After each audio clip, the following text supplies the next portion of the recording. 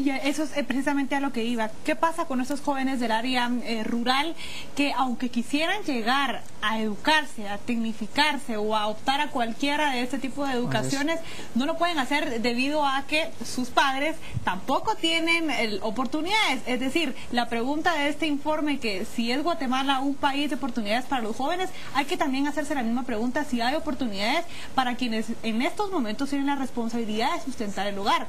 Y si no hay oportunidades para los adultos, entonces los jóvenes se ven en la obligatoriedad de empezar a trabajar y dejan sus estudios a un lado desde muy temprana edad.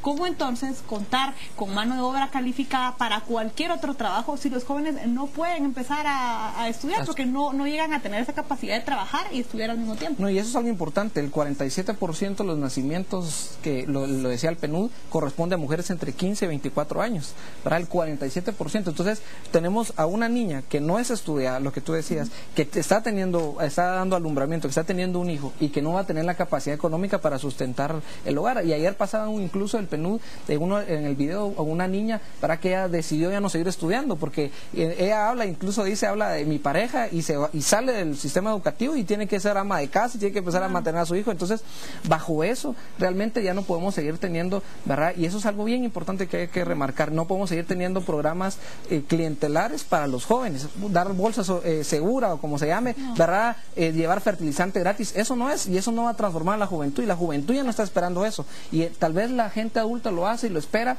y es importante, pero los jóvenes ya no estamos esperando eso. Ahora bien, solo una pregunta muy brevemente. La ley de juventud y también el informe de la PNUD contempla algo acerca de la ratificación de Guatemala con uno de los convenios, no recuerdo si es el 169 de la OIT, en el cual se habla del trabajo temporal. Esto ha ocasionado mucha polémica en Guatemala por el tema también de los sindicatos que se manifestarían inmediatamente en contra de esto. Y esto llegaría a favorecer a muchos otros jóvenes para que puedan estudiar y trabajar al mismo tiempo, porque si no tienen ningún ingreso, estarían dispuestos a trabajar aunque sea 3 horas en un trabajo para tener algún pequeño ingreso y de esa manera sostenerse. Así es, incluso el presidente hablaba, yo me recuerdo, lo vi en una entrevista, ¿verdad?, sobre poder incluir a los jóvenes y que el gobierno les pudiera dar un estupendio de 300 quetzales, algo así, ¿verdad?, que al final tampoco es la solución, pero el punto es que el gobierno tiene que crear, el informe habla mucho del tema laboral, por supuesto que es importante, ¿verdad?, y hablaba, por ejemplo, que el 38% de los jóvenes en Guatemala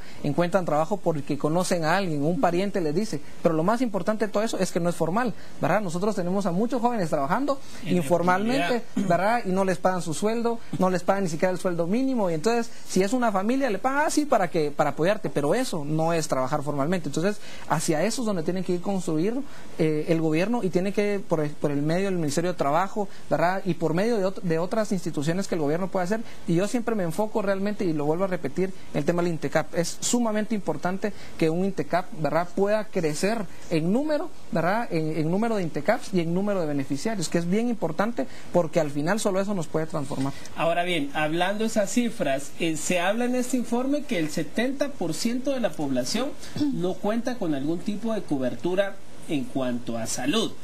Estamos hablando de una gran cantidad de personas que no tienen empleo, pero yo siempre insisto, aquí a unos 10-5 años vamos a tener un serio problema con el tema de las pensiones. Gente que vive bajo estrés, mal alimentada, un serio problema de salud, y estamos viendo que el 70% de la población no tiene cobertura en cuanto a temas de salud. ¿Cómo se puede solucionar eso? Yo creo que algo bien importante es en el tema de salud, que dentro de toda la estructura de salud, ¿verdad?, el Ministerio de Salud es un monstruo realmente, pero que tiene que ir enfocado a la juventud. Nosotros lo vemos, por ejemplo, y en mi municipio, yo soy de Villanueva, en un centro de salud de Bárcenas, ¿verdad?, viven en 150 o 200,000 personas y no tienen una medicina, ni siquiera tienen un doctor, y les estoy hablando de 17 kilómetros de la ciudad. Imaginémonos en un pueblo en Mentón, en una comunidad del Quiché, de Chisec. O sea, realmente si eso pasa a 17 kilómetros de la ciudad, ¿qué es lo que puede pasar en el interior? Entonces, ¿cómo lo podemos hacer? Yo creo que lo más importante, ¿verdad?, y hoy el presidente ayer lo hablaba, es que el compromiso era poder enfocar todos los programas en el tema juventud. Nosotros como Red Vanguardia, yo se los comentaba al principio, el jueves 12 nos juntamos con el presidente y juntamente con el CONJUVE hicimos una propuesta de crear un gabinete de juventud, que los mismos jóvenes le puedan llevar de primera mano propuestas al presidente, y ya no se trata de hacer un gueto de jóvenes fuera y que jóvenes por jóvenes. sino que los jóvenes tienen soluciones para toda la ciudadanía, y eso es lo que nosotros queremos lograr, hacer una gran, ¿verdad?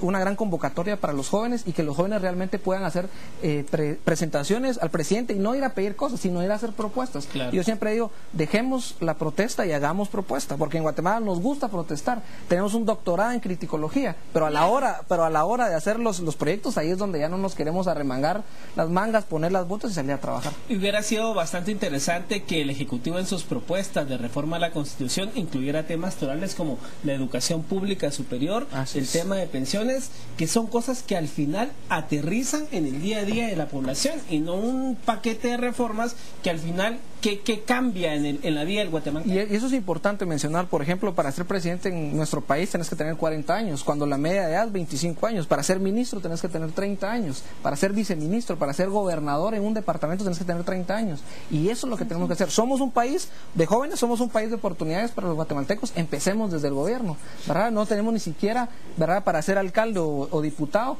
tenés que tener 18 años, pero para ser gobernador tenés que tener 30. Y lo miramos también en la Corte Suprema de Justicia, la edad incluso para ser magistrado tenés que tener 45 pero también años. agarra la misma percepción de la ciudadanía, porque si se ve que llega un joven a un puesto de ese calibre, inmediatamente hay ataques en contra de esto. Por supuesto. Bueno, entonces con esto ponemos punto final a la entrevista del día. Le agradecemos mucho por haber estado con nosotros hoy en la mesa de las 7 a.m. hablando acerca de este informe recién presentado por la PNUD. ¿Es Guatemala un país de oportunidades para la juventud? Opine con nosotros por medio de nuestras redes sociales. Ya queremos saber qué opina usted al respecto.